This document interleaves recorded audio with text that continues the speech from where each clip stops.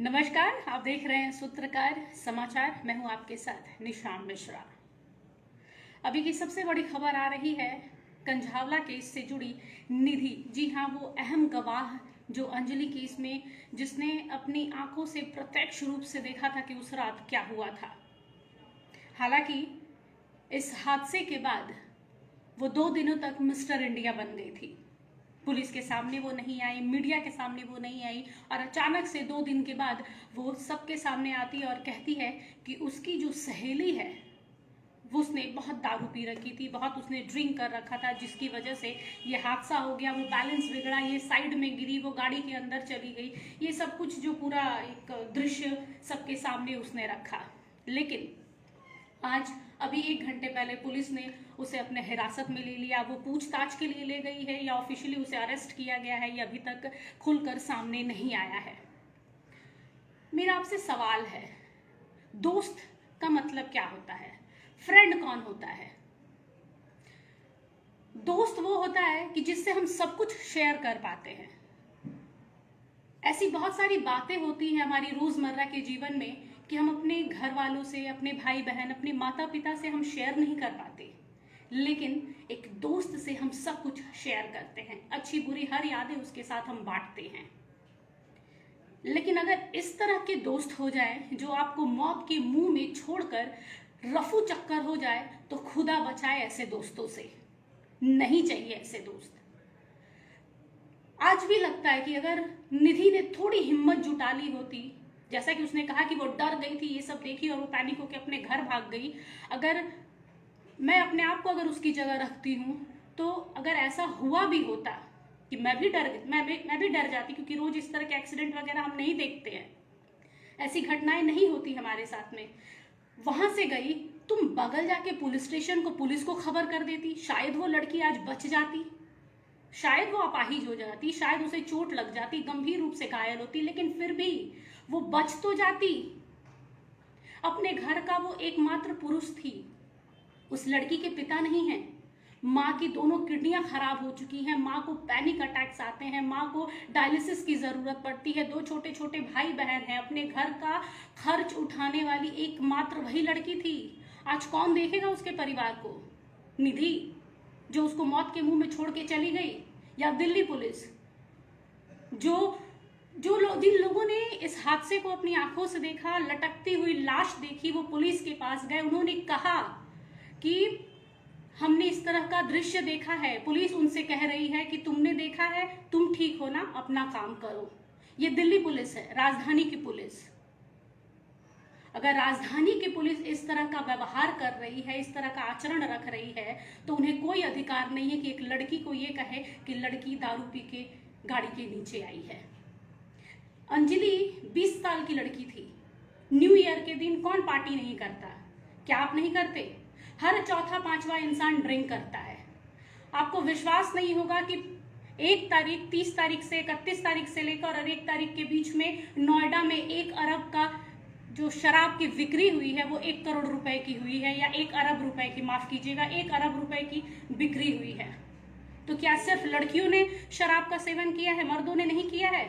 शराब के सेवन से किसी भी औरत या मर्द के चरित्र का हनन नहीं हो सकता, वो उनकी अपनी पर्सनल चॉइस होती है। हालांकि अंजलि के मरने के बाद पोस्टमार्टम रिपोर्ट में ये साफ साफ आया है कि अंजलि ने ड्रिंक नहीं की थी। हाँ, उसके पेट से कुछ अनपचा खाना जरूर मिला है, लेकिन उस लड़की ने ड्रिंक नहीं की थी। तो निधि की एक बात तो यहीं पर झूठ साबित हो जाती है, जो वो अंजलि के लिए कह रही है कि उसने ड्रिंक की थी, वो गाड़ी नहीं चला पा रही थी, उसने हाथ लगाया था, वो चला रही थी पीछे बैठ के, ये सब ब्ला ब्ला ब्ला जो पूरी कहानियां बनी। लेकिन सच्चाई यही है कि वो लड़की चली गई। अंजलि भले हमारे बीच में नहीं है, लेकिन अपने पीछे ना जाने कितने लोगों पर एक सवालिया निशान छोड़ कर गई है। निधि जैसी दोस्त ईश्वर किसी को ना दे, ये भी एक है। अगर तुम सच जानती हो, कुछ छिपा रही हो, तो सामने आओ, बताओ। तुम्हारी दोस्त थी, सो कॉल्ड, तुम जो दोस्त दोस्त कर रही हो, एक दिन तुम उसको अंजलि अंजलि करके पुकार रही हो, 2 दिन के बाद अचानक से तुम बोल रही हो कि वो लड़की, उस लड़की ने ड्रिंक किया था, वो लड़की ऐसे की, वो लड़की गाड़ी के नीचे चली गई। दोस्ती खत्म। अपनी जान पर आई तो दोस्ती खत्म। बहरहाल ये हमारा मैटर नहीं है। हमारा मैटर तो ये है कि क्या दिल्ली को राजधानी कहना सही है? अगर राजधानी में इस तरह के अपराध होते हैं तो क्या दिल्ली जैसे जगह पर आप अपनी बहन बेटियों को भेजना पसंद करेंगे? मैं खुद कहती हूँ कि मुझे अभी दिल्ली जाने में डर लगता है। अगर मुझे वहाँ से कोई ऑप्शन या कुछ अपॉर्चुनिटी मिलती है तो मुझे एक बार सोचना पड़ेगा कि क्या मैं दिल्ली में खुद को सेफ महसूस कर पाऊंगी, सेफ रख पाऊंगी। फिलहाल इसमें आरोपियों को अरेस्ट कर लिया गया है। कि पहले बोला जा रहा, दिल्ली पुलिस ने पहले दावा किया था कि 5 आरोपी हैं जो उस वक्त गाड़ी में मौजूद थे। फिर दिल्ली पुलिस ने कहा कि 7 आरोपी हैं। दिल्ली पुलिस बार बार इसमें कश्मकश में जुटी हुई है। शायद किसी को बचा रही है या छिपा रही है या क्या कर रही है, कुछ नहीं। जैसे ये पूरा मुद्दा मीडिया में हाइप हुआ, मीडिया में हर न्यूज़ चैनल, हर अखबार, हर मैगजीन में सिर्फ यही खबर चल रही है कि दिल्ली में आए दिन इस तरह की घटनाएं क्यों हो रही हैं। वहाँ के कानून व्यवस्था पर एक सवालिया निशान बन रहा है कि अगर राजधानी में ये आलम है महिलाओं को लेकर, तो बाकी राज्यों और बाकी शहरों का क्या आलम होगा। दिल्ली पुलिस ने रिमांड पर लिया है आरोपियों को। देखते हैं कि 9 दिन का शायद रिमांड उन पर दिया गया है। 9 दिन के बाद क्या निकलकर सामने आता है, उसमें आपको जानकर हैरानी होगी कि जिन्होंने ये अपराध किया है, जिन्होंने ये जघन्य अपराध किया है, वो 30 साल के अंदर वाले लोग हैं। किसी की उम्र 25 वर्ष है, किसी की 26, किसी की 27, लेकिन उनके अपराध उनके उम्र से कई गुना बड़े हैं। एक लड़की न्यू ईयर के दिन चिल्लाती रही, चीखती रही और आपके कान पर जू तक नहीं रेंगा। हमारी गाड़ी के नीचे एक छोटा सा कंकड़ पत्थर आ जाता है तो हमें समझ में आ जाता है कि चक्के के नीचे कुछ आया है। जीती जागती लड़की आप खींच रहे हैं और आप कह रहे हैं कि आपको पता नहीं। उसमें से 2 आरोपी कह रहे हैं कि हमें कुछ नहीं पता था, 3 कह रहे हैं कि हमें पता था कि नीचे वो लड़की फंसी हुई है। मुझे यहाँ पर किसी से कोई शिकायत नहीं है, क्योंकि ऐसा नहीं है कि निर्भया के बाद और केस नहीं आए या फिर अंजलि के बाद कोई और अंजलि नहीं आएगी। देश के किसी ना किसी कोने पर हर दिन कोई ना कोई अंजलि, कोई ना कोई निर्भया आती है। हमारी देश की कानून व्यवस्था जो प्रणाली है वो इस तरह हाथ पर हाथ धरे रहेगी। बस केस पर केस बनते जाएंगे, मुकदमे लड़े जाएंगे, सालों बीतते जाएंगे, लेकिन इंसाफ नहीं मिलता है जल्दी। इंसाफ मांगने वाले लोग थक हार के बैठ जाते हैं, इसलिए लोग आजकल कानून के पास जाने से डरते हैं। उनमें से एक निधि भी है। हालांकि निधि के बारे में जब से ये केस सामने आया है खुल कर बहुत सारी बातें आ रही हैं। निधि ने अपने ही पड़ोसी राहुल नाम के एक लड़के से कहा था कि उसे दिल्ली पुलिस में अरेस्ट किया गया था एनडीपीएस एक्ट में। बता दें कि एनडीपीएस एक्ट होता क्या है। ये एक ऐसा एक्ट है जिसमें नशीली पदार्थों का खरीद फरोख्त किया जाता है या सेवन किया जाता है या किसी को दिया जाता है, तो वो एक्ट है जिसमें ये एक तरह के क्राइम के लिए नारकोटिक्स डिपार्टमेंट का ये एक्ट है जिसमें नशीली पदार्थों का खरीद फरोख्त होता है। इसमें अगर उसे अरेस्ट किया गया और ये खबर अगर सच निकलता है तो कहीं ना कहीं क्या ये अंदेशा लगाया जा सकता है कि क्या अंजलि निधि के बारे में सच जान गई थी? क्या अंजलि को जबरदस्ती इस धंधे में खींचा जा रहा था, या फिर होटल के उन कमरों में कौन वो 2 लड़के थे?